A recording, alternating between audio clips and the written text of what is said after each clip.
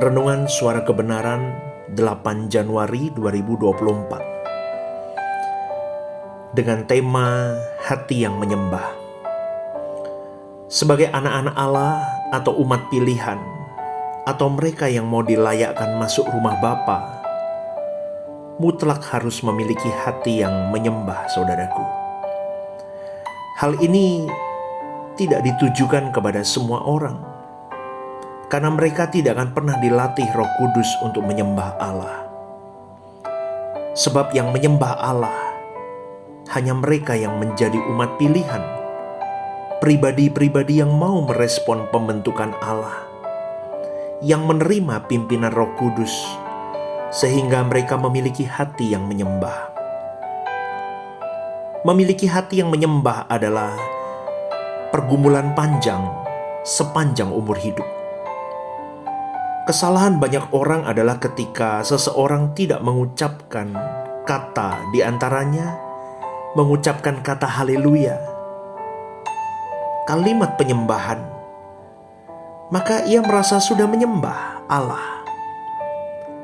Juga dengan mengikuti liturgi dengan syair, pujian, dan segala hal yang memuat penyembahan, mereka merasa sudah menyembah Allah.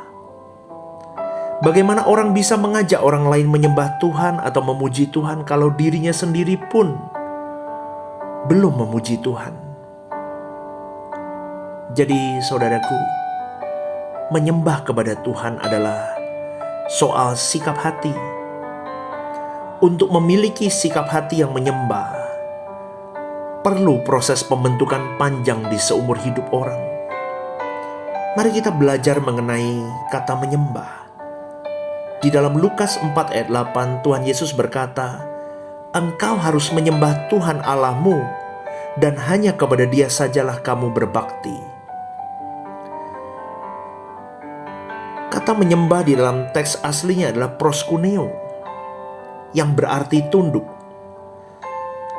Saudaraku, proskuneo adalah sikap hati bagaimana seseorang menghargai dan menghormati Tuhan.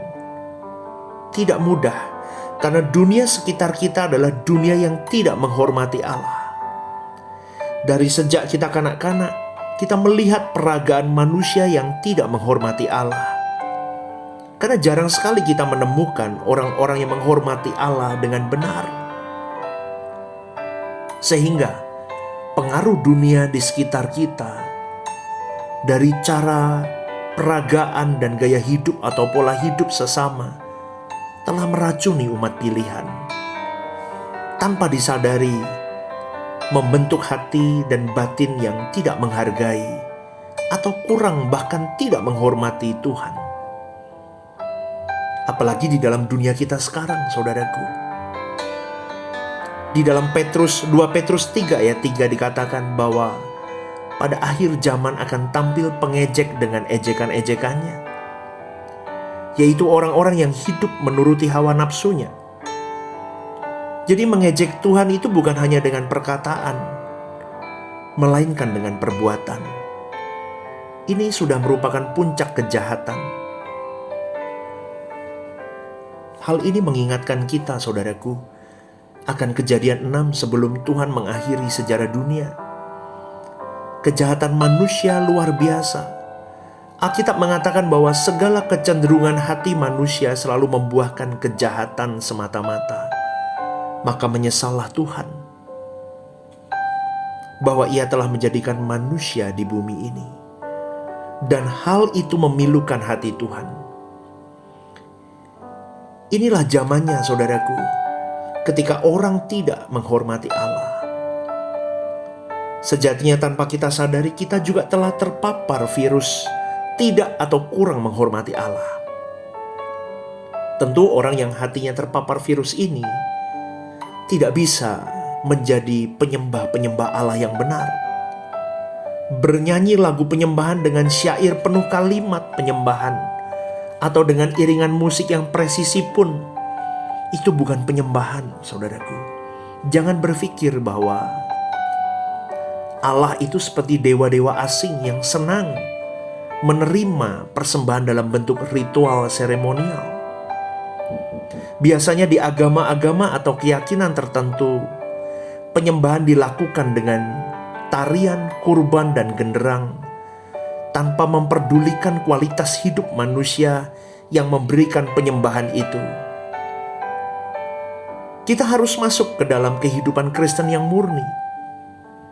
Kita harus masuk di dalam gerakan 24 jam di hadirat Allah, saudaraku.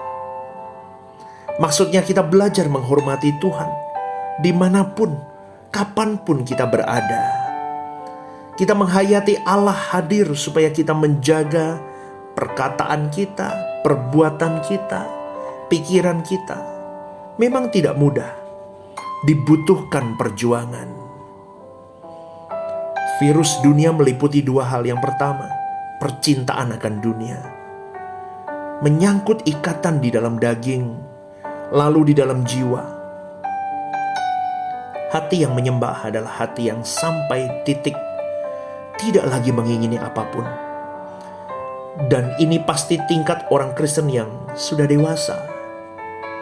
Tentu kalau orang-orang muda atau orang Kristen baru belum bisa diajak untuk sampai ke level ini. Namun kalau kita mau menjadi kekasih Tuhan, saudaraku, harus berani tidak mengingini apapun lagi.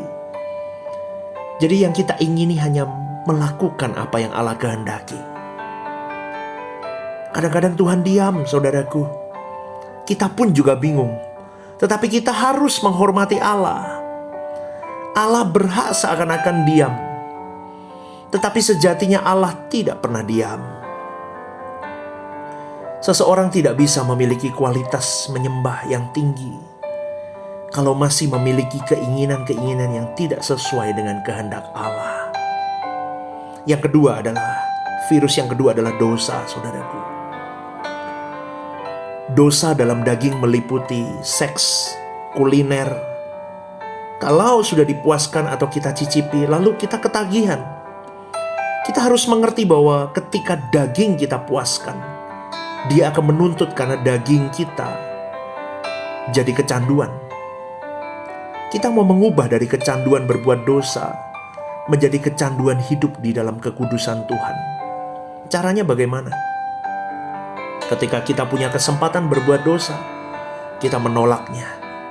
Maka sukacita kita akan menjadi besar. Dosa dalam jiwa meliputi hati yang senang dihormati. Maka seseorang akan cari gara-gara atau usaha apapun supaya menjadi terhormat. Dari pendidikan, dari uang yang banyak, dari popularitas, apapun itu. Ada kesenangan bisa membalas kejahatan dengan kejahatan dan jiwa kita menikmatinya.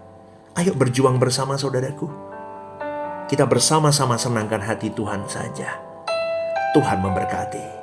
God bless you.